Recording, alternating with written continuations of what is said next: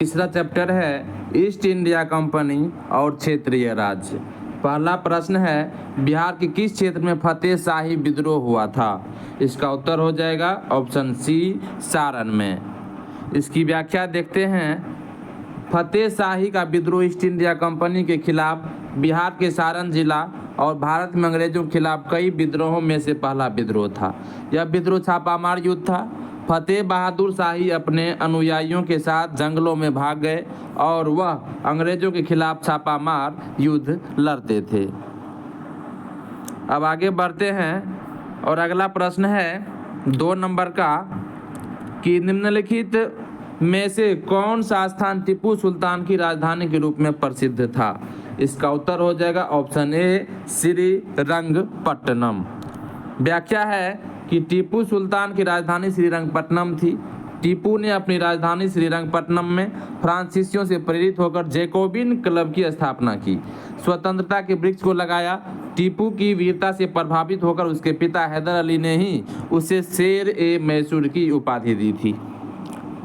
अगला प्रश्न है 3 नंबर का कि रणजीत सिंह ने सुप्रसिद्ध कोहिनूर हीरा प्राप्त किया था। किससे प्राप्त किया था? तो ऑप्शन ए हो जाएगा शाह शुजा से। रणजीत सिंह ने सुप्रसिद्ध कोहिनूर हीरा अफगान अमीर शाह शुजा से प्राप्त किया था। रणजीत सिंह सिखों के 12 मिसलों में से एक मिसल शुकर चकिया से संबंधित थे। इन्होंने 1797 ईस्वी में रावी एवं झेलम के प्रदेशों के प्रशासन का कार्यभार संभाला। 1798-99 ईस्वी में अफगानिस्तान के शासक जमान शाह ने रणजीत सिंह को लाहौर का शासक नियुक्त किया। रणजीत सिंह ने कुछ सिख मिसलों से वैवाहिक संबंध स्थापित कर अपने प्रभाव को बढ़ाने का प्रयत्न किया। 18 ईस्वी के पश्चात अफगानिस्तान की राजनीतिक शक्ति का पतन हो गया और 1809 ईस्वी में शाह शुजा काबुल से भागकर शरण लेने के लिए रणजीत सिंह के यहाँ पहुंचा और कोहिनूर उन्हें भेंट के रूप में दिया था।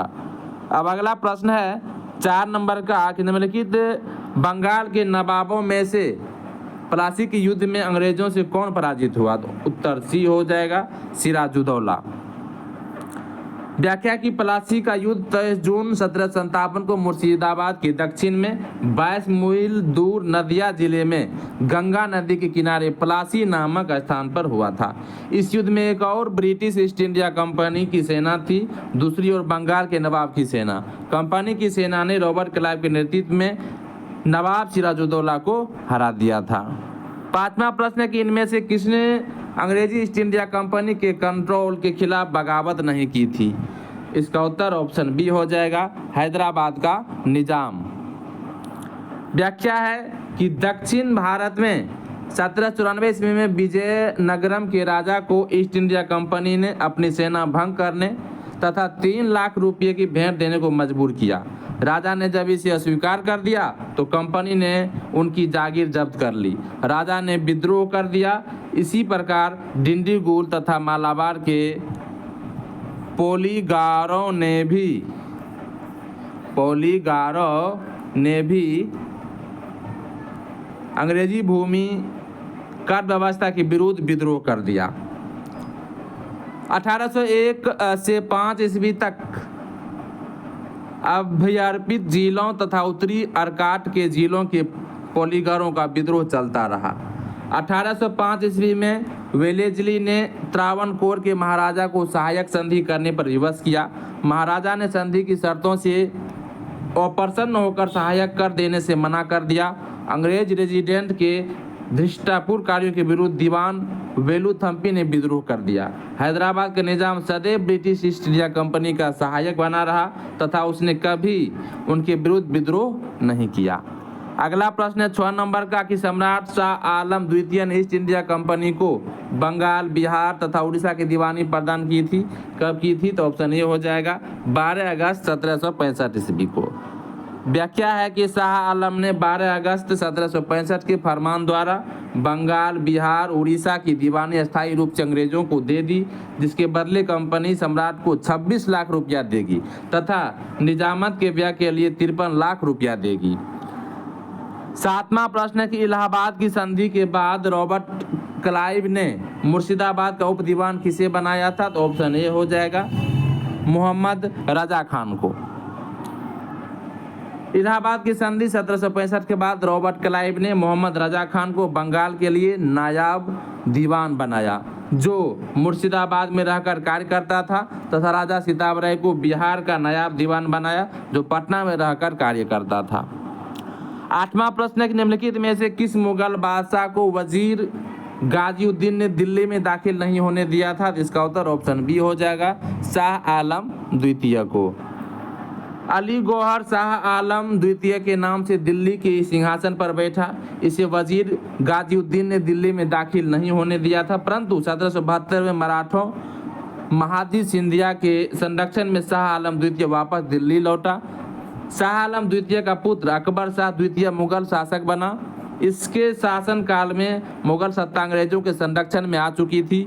अब बादशाह का अधिकार लाल किले के अंदर ही सिमट कर रह गया था। बहादुर शाह द्वितीय अंतिम मुगल शासक था, जिसको कि बहादुर शाह जफर भी कहा जाता था। 9वां प्रश्न है कि अंग्रेजों ने श्रीरंगपट्टनम की संधि किसके द्वारा साथ की थी? तो ऑप्शन सी हो जाएगा, टीपू सुल्तान के साथ की थी। लॉर्ड कॉर्नवालिस ने तृतीय आंग्ल मैसूर युद्ध के दौरान 5 फरवरी 1792 ईस्वी को श्रीरंगपट्टनम के किले पर अधिकार कर लिया था। विवश होकर टीपू सुल्तान को अंग्रेजों से मार्च 1792 ईस्वी में श्रीरंगपट्टनम की संधि करनी पड़ी थी। संधि की शर्तें के अनुसार टीपू को अपना आधा राज्य तथा 3 करोड़ रुपये युद्ध की क्षतिपूर्ति के लिए देना था। साथ ही जब तक रुपये का भुगतान न कर दें तब तक अपने 2 पुत्रों को कॉर्नवालिस के शिविर में बंधक के रूप में रखना था। इस संधि ने मैसूर को आर्थिक एवं सामाजिक रूप से कमजोर कर दिया और टीपू के लिए अब अंग्रेजों से मैसूर को बचाए रखना असंभव हो गया। कॉर्नवालिस ने संधि के बाद कहा था कि हमने शत्रु को प्रभावशाली ढंग से पंगु बना दिया। अब 10वां प्रश्न है कि बक्सर का युद्ध लड़ा गया था, कब लड़ा गया था? तो इसका उत्तर हो जाएगा ऑप्शन डी, 22 अक्टूबर 1764 ईस्वी को लड़ा गया था बक्सर का युद्ध। इसकी व्याख्या को देखेंगे। 22 अक्टूबर 1764 को बक्सर का युद्ध प्रारंभ हुआ। इसमें अंग्रेजी सेना का नेतृत्व हेक्टर मुंडो कर रहा था। इसके नेतृत्व में पहली बार वास्तविक रूप से अंग्रेजों की विजय हुई थी।